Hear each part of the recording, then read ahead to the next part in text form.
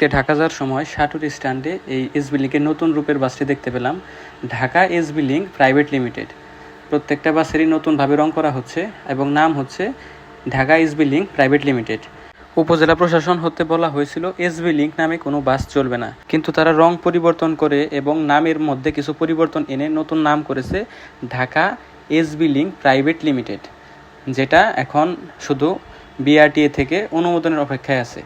অনুমোদন পেয়ে গেলে আবারও নাগরপুর পাকুটিয়ার এই ঢাকা রুটে এই বাসটি চলাফেরা করবে Dhaka SB link private limited নামে। আমাদের নাগরপুরের সকল জনমানুষের মনে একটাই ভয় ছিল, এই এসবি লিংক যেন রং পরিবর্তন করে অন্য নামে ফিরে না আসে, কিন্তু এটাই এখন হতে যাচ্ছে। এই সেই আগের কাঠামোর ভিতরের আগের কাঠামো, এই সিটগুলো যদি দেখি তাহলে একদম সেই আগের সিটই, বসা যায় না ভালোভাবে, হাঁটু সামনের সিটের সাথে লেগে যায়, একদম বিরক্তিকর একটা জিনিস।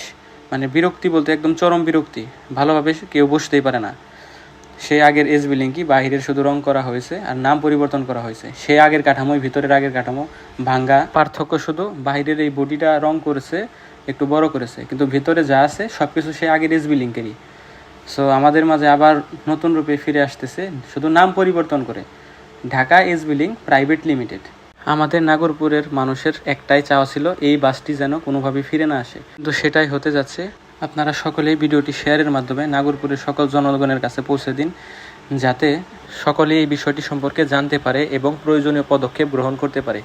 কেননা যদি এই এসবি লিংক আবার আমাদের মাঝে ফিরে আসে তাহলে আমাদের সকল প্রকার ত্যাগ ও তিতিক্ষা এবং প্রতিবাদ সকল কিছুই বৃথা যাবে।